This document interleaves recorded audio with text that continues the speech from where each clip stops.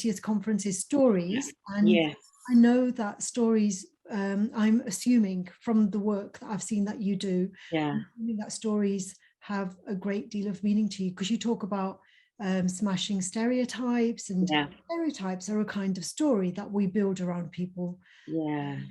And archetypes, you know, a lot of I'm very much influenced by the work of archetypes. So archetypes are seen to be like good, you know, it's like they demonstrate, they show us who we are and who we could become and whatever, and stereotypes are bad. And yet in a way a stereotype is similar to an archetype, because it's just an overgeneralization, isn't it? Yeah, absolutely. And interestingly, I often tend to see stereotypes as I don't tend to use the words good and bad. I tend to use the word unhelpful. So because stereotypes, even when they appear to be positive, can sometimes be unhelpful, as I call it, because what we're doing, as you say, it's an overgeneralization. So even, for example, where we have stereotypes like, women are good at multitasking, for example, which obviously isn't true. Because no one's good at multitasking.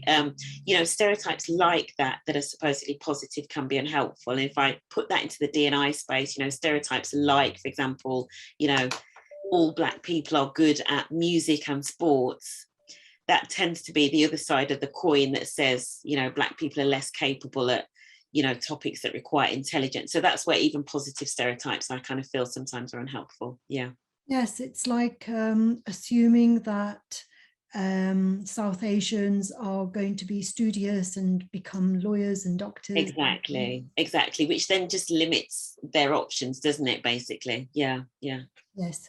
And so when we talk about stories, a story usually begins with a protagonist, and the protagonist is given an identity, or we assume an identity. And like in our own lives, we have identities. And you live in Birmingham, don't you?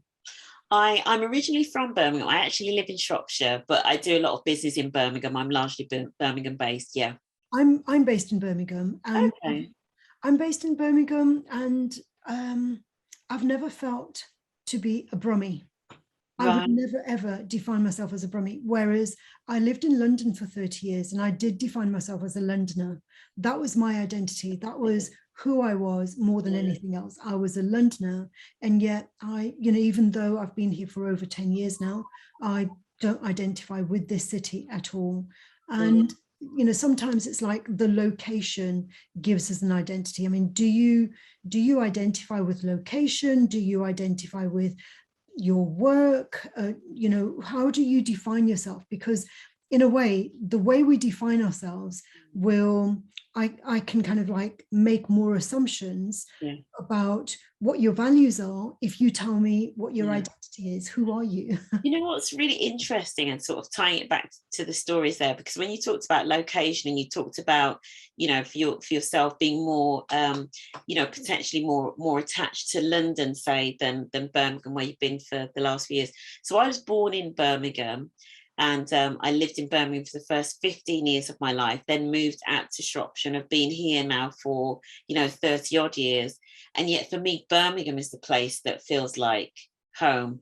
And I think it's something to do with, kind of tying it back to stories. I think for me, Birmingham is still where, all of my foundational stories that kind of go into creating my identity and my sense of belonging. All of that comes from Birmingham rather than where I am now, if that makes sense. And so I think that's probably why I sort of still identify with it. And for a long time, that's where most of my, extended family, my grandmother, etc., were there. So that was always kind of drawing me in, as it seems. So more so the stories associated with the place rather than the place itself, I think. Yeah.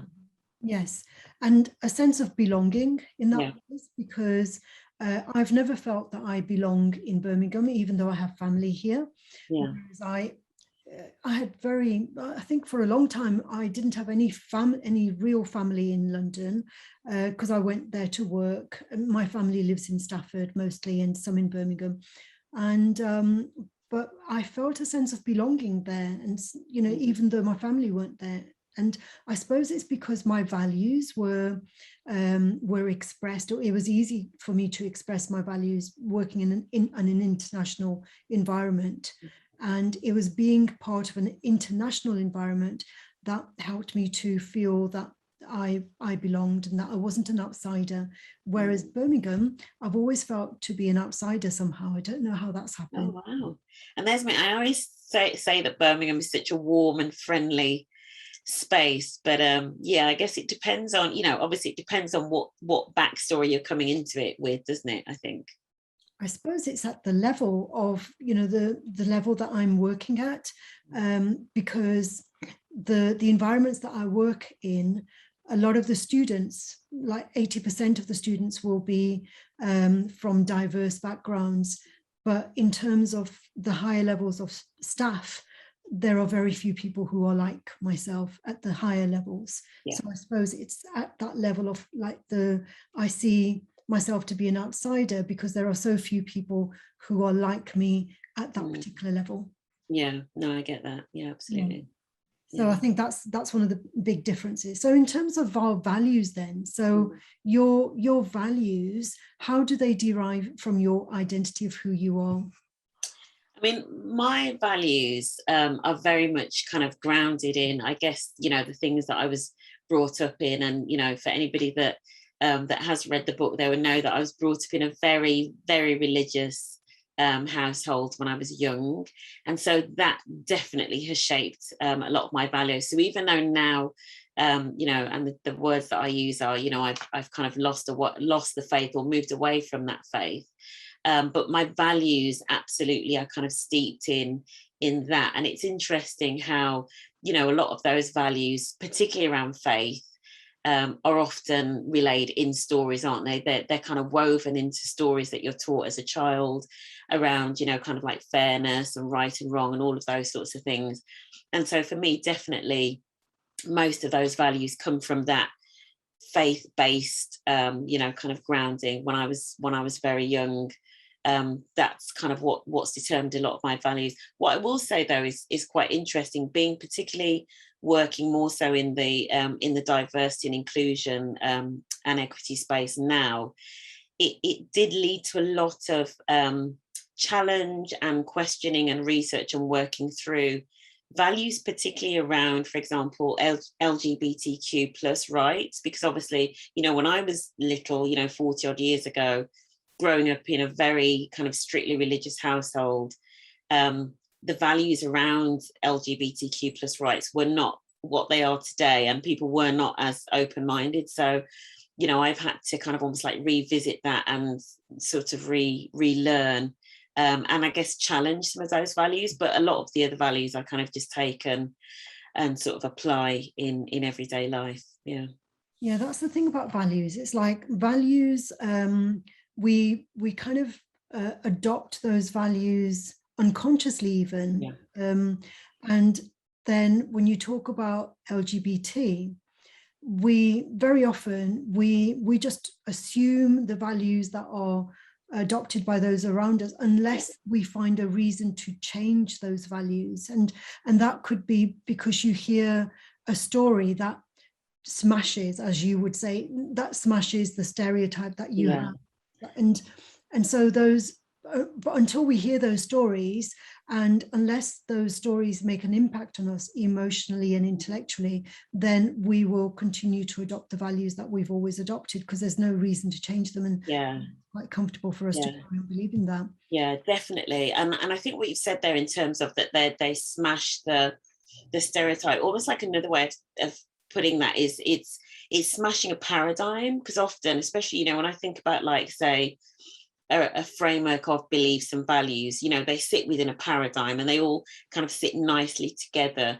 And it's only when something, breaks that you can then see, an alternative option, so, and I've started talking quite a lot about things like arguable truths as opposed to definitive truths. Do you know what I mean? And it's only once that paradigm is shifted or something's broken it that you can then see, the potential for other points of view within that. Yeah.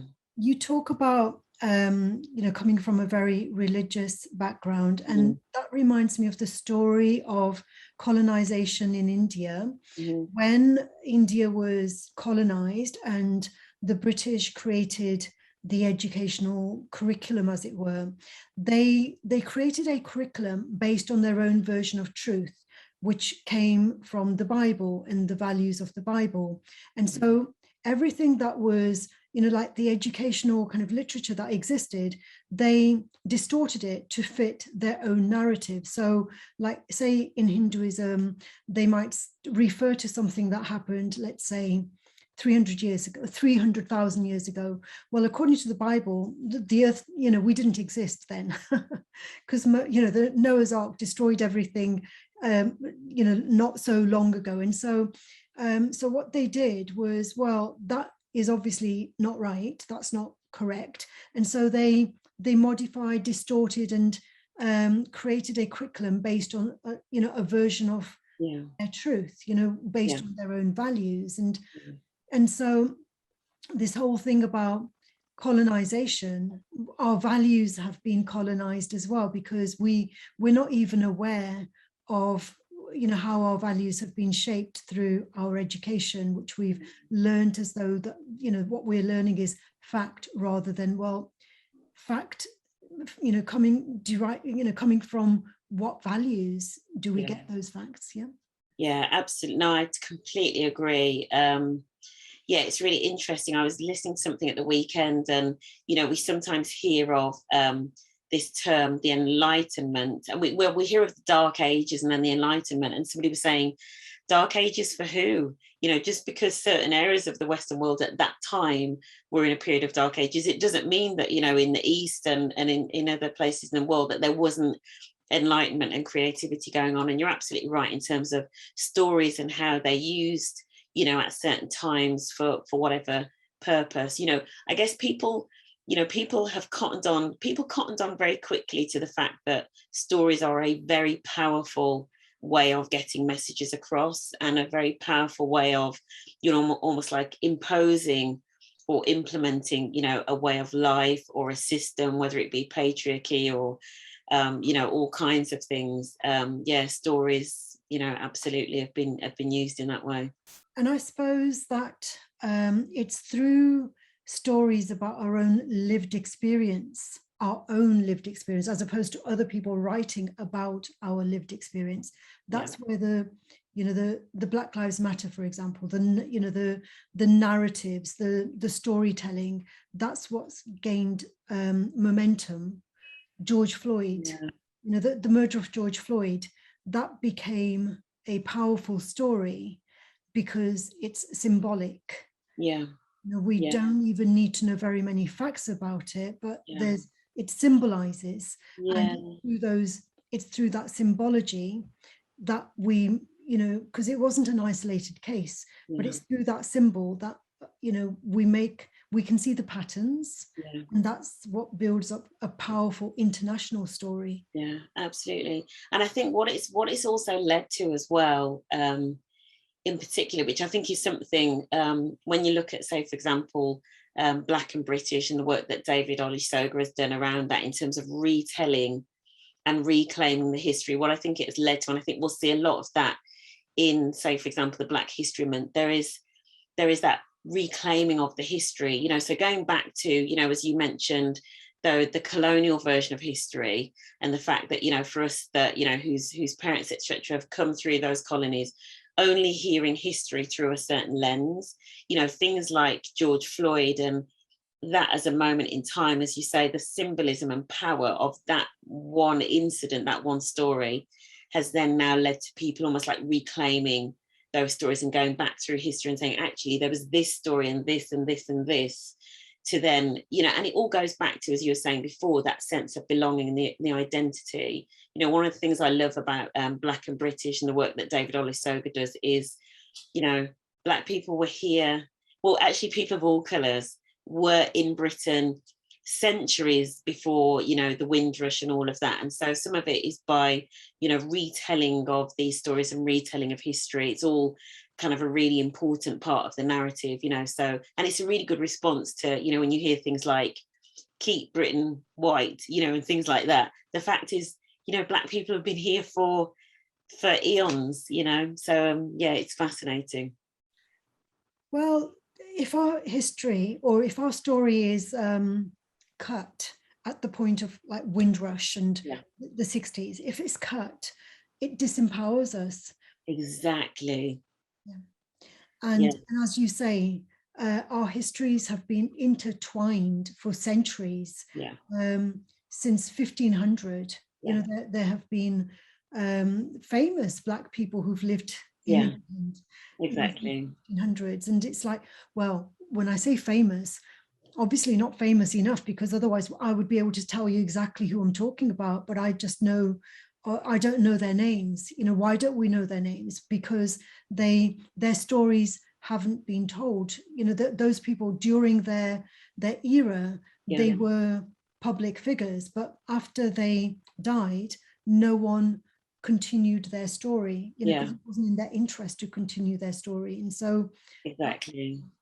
Yeah, I think you hit the nail on the head there when you said, it wasn't in the interests of, those people that, wanted to be the tellers of the stories and wanted to kind of retain, the power bases and wanted to be the elite. It wasn't in their interest to share those stories. They didn't benefit. There's a great story about, the abolition of the slave trade. Obviously, it wasn't the abolition of slavery, the abolition of the slave trade by William Wilberforce. So obviously, in the way that story is told, he is the hero, that got the act through Parliament, etc. But there are all these other players in that, including, former slaves who wrote books and pamphlets and all sorts of things. But what was really interesting as well is basically what happened after the slave trade had been abolished. William Wilberforce's sons got hold of, some of the diaries of, some other individuals that were involved, and kind of almost like rewrote it and erased the parts of other people, to kind of bolster the role that their father had played. And that sometimes is the nature of how some individuals operate, and that's how we end up with these skewed versions of history that don't become uncovered. And that's why I'm so passionate about books and really delving into the truth of what's happened. You know what I mean? Because otherwise you kind of lose the richness of the story, and you do just end up with these very narrow versions that literally just serve a purpose, and not always the most ethical purpose either. And we need to look beyond books, because a lot of the stories that we need to hear, the stories that need to be highlighted, they're not written in books. Absolutely. They're just shared, aren't they, and passed down the generations. Definitely. Yeah.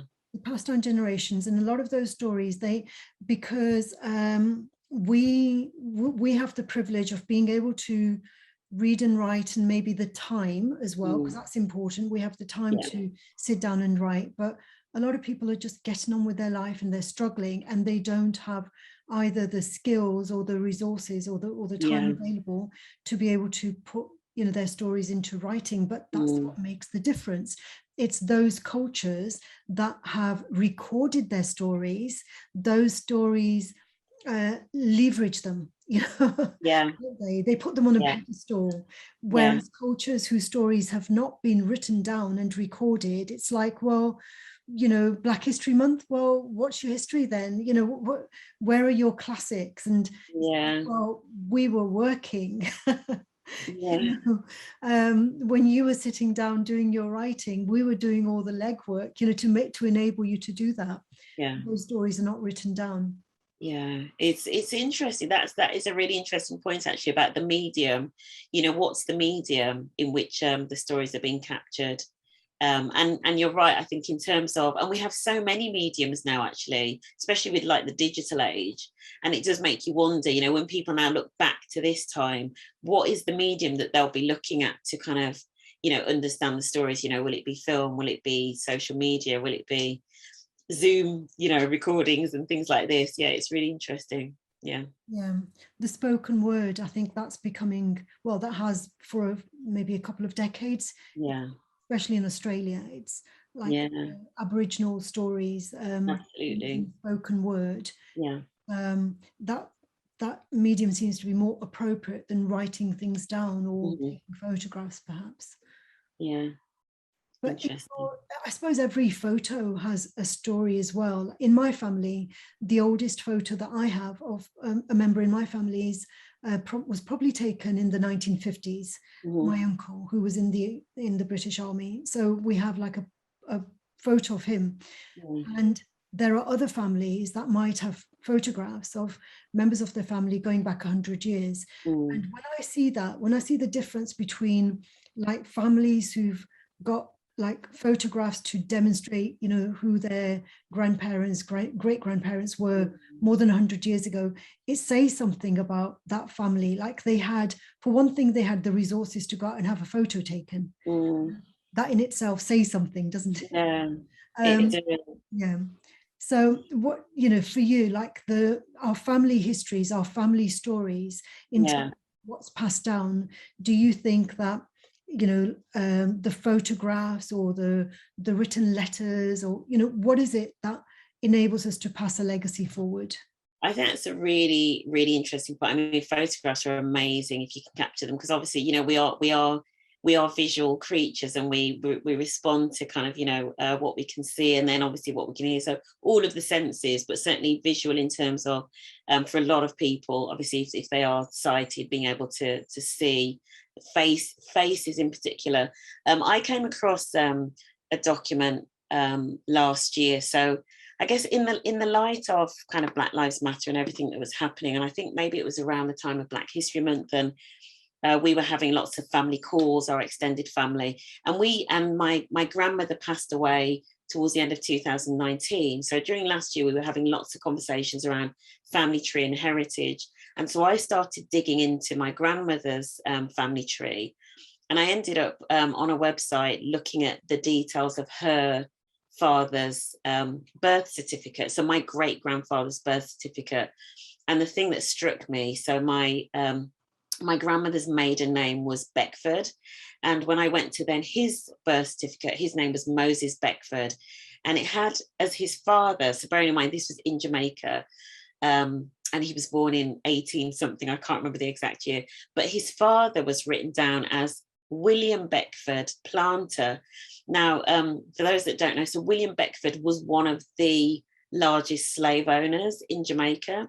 Now, we don't think that he was the direct father of, you know, my great grandfather, but obviously my great grandfather was born on that slave plantation, and so that was the name that was put on his birth certificate. So when I saw that document, and it was the actual document, you know, you go online and you see the microfiche of it, it was quite something, you know, it's quite something to see that and think about the time that it was written in, and to think that that document there was then almost like that snapshot of history, and kind of just all of the stories and history that were wrapped up in that document, was quite something. It was quite yeah, it was quite a somber moment. Yeah. Yeah. Mm. And every document is subject to interpretation. And if you interpreted the name of the William Beckford, right? Yeah. If that was one of your great grandparents, your identity, you know, it would have some impact on your Yeah. identity, wouldn't it? Yeah. And you know, so when people do this ancestral kind of lineage tracing, they do very often come away feeling quite different compared with when they started that journey, because that uncovering Mm. changes us, it transforms us in a way, doesn't it? Yeah, I guess it does. It just makes it connects you. I think it connects you more like on an emotional level to, you know, to that place, to that setting. You know, I think that's what just seeing that document did that. But I think you're right in terms of how it changes you, because, you know, even though obviously I know that, you know, my great grandparents were born in those times, you know, like towards the end of slavery, but it's not real, you know, until you see a document like that, or as you say, you know, until you see something else that's maybe photographic evidence or something, it kind of doesn't feel real. But obviously when you then see a document, you think, goodness me, that was literally written in that time, in the 19th century. It makes it far more real. And you're right, it can alter your perception of who you are, your sense of belonging and your identity, etc. Yeah. Because yesterday and the day before, the conversations that I had with people, the person I spoke with yesterday and also the person I spoke with the day before, they'd both somehow or other been doing what you've been doing, like digging into their ancestral, but I think they used one of those websites, that ask for your DNA and they tell you. Oh, okay. Yeah. And they both said that, oh, we have some Scandinavian DNA.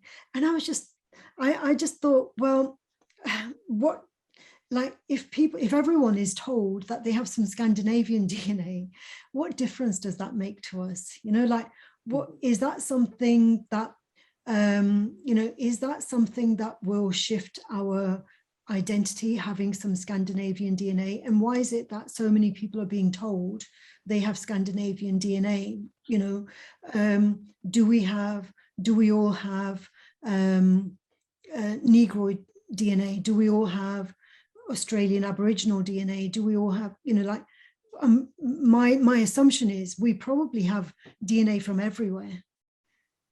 Going back like millions of years. How can we not? Yeah. How can we not have DNA from everywhere? Yeah.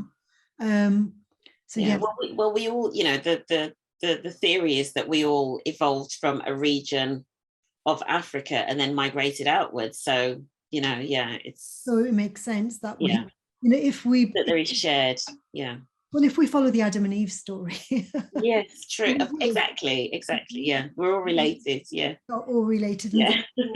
So, but the kind of analysis of like why people would feel something different about having, DNA from Ireland or Japan, or, what, like how is the, the question is it to do with the racial DNA, or is it to do with our code? Is race and culture separate, or are they integral? Are they part and parcel of each other? Is our culture passed through our DNA, or is it passed through our belief system, which is different from our, is our belief system different from our DNA? Yeah. I mean, I have a fairly, and maybe because I've been, one of the books that I've read, which is one of my favorite books from the last couple of years, is a book called Superior by Angela Saini, which you may well have already have come across. And it's the exploration of race science, basically. So I'm, and Angela Saini is a British science journalist, and I'm very much kind of, having read, what she's written about it and the research she's done, I'm very comfortable sort of taking the view that, culture is something that is passed down, through the stories, as you say, rather than through the genes, rather than it being a genetic or a DNA thing. Culture is something that, is their rituals, routines, values, beliefs, etc., that get passed down through the culture. So for example, we talked about, I talked about Black people and the association with music and sport. Now, I'm not going to necessarily deny that for a lot of what we would define as, or racially defined as Black culture, say, for example, African and, say, Caribbean cultures, music is a massive part of those cultures. You only need to go there, and in the Caribbean, in particular islands, and you're just hearing music all the time, everywhere you go. But that doesn't necessarily mean that, babies are literally born, singing, etc. In fact, there probably is some research about the impact of music on babies in the womb, but it's not a genetic thing. It's something that is being passed through the generations in our customs and practices, rather than it being kind of innate. So that tends to be the view that I take, really. But I think the point that you're making in terms of, say, for example, individuals that are hanging on to, oh, I've got a bit of DNA from there, or I've got a bit of DNA from there, that is something about us wanting to have stories that we tell ourselves that make us feel better, or make us feel better about our place in the world, or whatever it be, which is interesting. And yeah, Yeah, I mean, at the end, I do have a view that at the end of the, we are more than just the stories around us. We are already an individual, aren't we, without those stories? Yeah. Mhm. Yeah, and the stories nevertheless do shape us. They do shape Yes, they do. Yeah. how we behave. And I suppose the thing about how much of our behavior is genetic rather than cultural.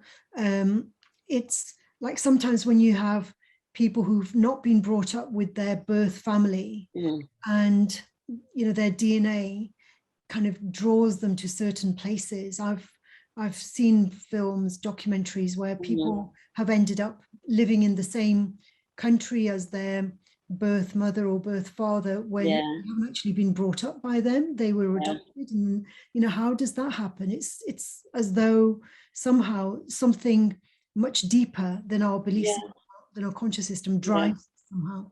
And the question about values, are they values that we adopt consciously, or are the values, do they come from us unconsciously? Are they deeper than our conscious awareness? Yeah.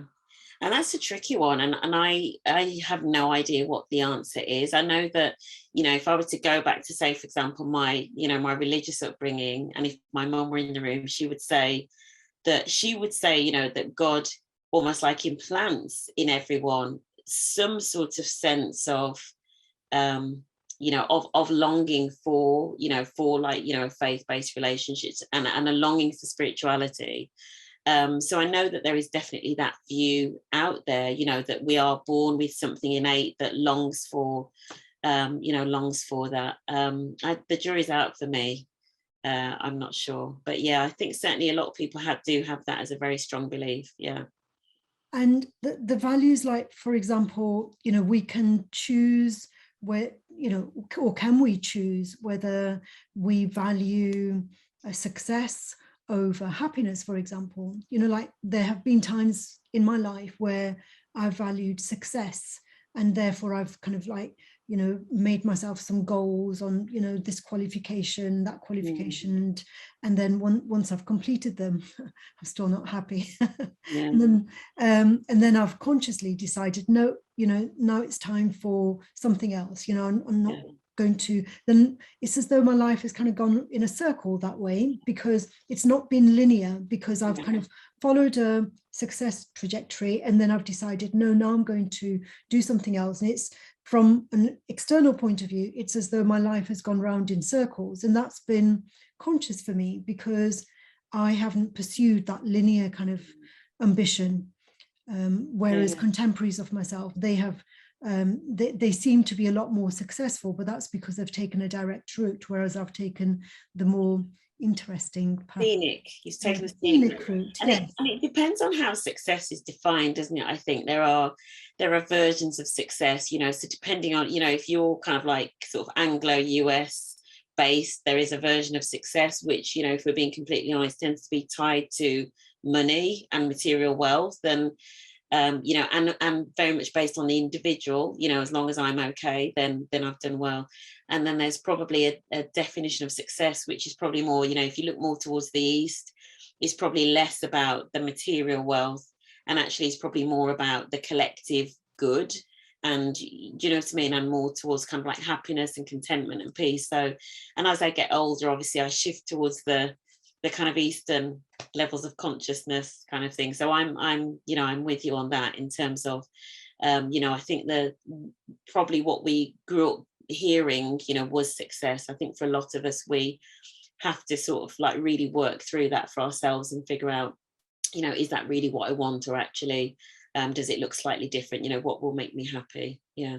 Yeah, it's like, the hero's journey. Once after we've completed that like solitary kind of journey, we have to integrate what we've learned with the others, because otherwise, I do know an acquaintance of mine who's from Nigeria, and he said that if he was in America and he was able to kind of like earn so much that he could get a Mercedes and whatever, it wouldn't mean anything to him because there would be no one there to see him with it.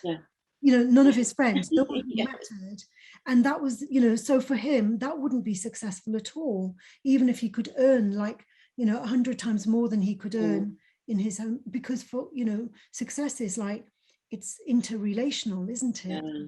So like almost status maybe in relation to others, yeah, which is interesting. Yeah, it definitely goes back to what's your version of success, and I guess that's based on your beliefs and your values, and your faith, etc., and all of those sorts of things, and the expectations that you've grown up with, that all come to bear until you've kind of figured things out for yourself. Yeah, it's fascinating. And Yeah. so the hero or the heroine's journey is like, it's a performance, isn't it? Because we can't be heroes or heroines unless there's someone there telling us that, look how great you are. Yeah, and certainly, yeah. I mean, a lot of people do, really need that validation almost from others. Yeah, as that individual's described, almost like that's a really important part of the success. It's not just getting the success; it's having other people around to see it. Whereas, some others are more content with that sort of solitary sort of sense of self, and as long as I've achieved it for myself, then I'm happy with it. Yeah. Okay, excellent. And so in terms of like the mystery around it all, what is it that we don't know about the impact of stories? There's so much that we know. We know that they have a powerful influence. What is it that we don't know? Oh, that's a really interesting question. I mean, one of the mysteries that I always think about, and it goes back to kind of like being connected to faith and religion, is stories that are really similar across religions. That's since I've been very young, and I did religious education when I was at school, etc. And it's the similar stories, whether it be around the sort of typical Christmas story or the Easter story or whatever. And I kind of always thought, how did that happen? How have we ended up with these really similar stories? And so that fascinates me in storytelling. But I think it's something you were saying about there is almost that traditional form, isn't there, of a story with the protagonist and the journey and the challenges and the overcoming, and there are those common elements. And I don't know whether that has therefore led to common stories across. But yeah, that for me is one of the mysteries, how we've ended up with, particularly sometimes these religions that very much don't get along in the world, can't live side by side, and yet when you go to the base of them, they actually have very similar stories and often quite similar values, actually, which I find quite interesting. But yeah, a bit of a mystery. Yeah, the value of love, for example. Yeah. Love is universal, and Yeah. we can speak about it using different languages, but and how you treat others, because often what comes through in stories, in religious stories and stories of faith, is how you treat others, and kind of fairness and all of that, and that's common across the board, which is that in itself is quite interesting. Yeah. And peace, for example, Mm. and again, it's like, I don't know how religions would justify not having peace. I suppose it would be, the justification would be, well, we have to do X, Y, and Z in order to have peace. Yeah, I guess so. Yeah, it definitely, it is a challenge. Bridging the divide and kind of understanding, where there are disagreements, etc. The stories that, are there stories that are common that kind of help to bring us together? I think that would be interesting to maybe explore. Yeah. Well, brilliant. Well, thank you very much, Sheryl, because it's You're very welcome. for me to build a bridge between my own story and your story. Yeah, absolutely. No, thank you for the invite, and thank you for including me in it. I think it's amazing what you're doing. Thank you. I'll speak with you very soon, Sheryl. Perfect. Thank you. All the Bye-bye. best, Jessica. Bye.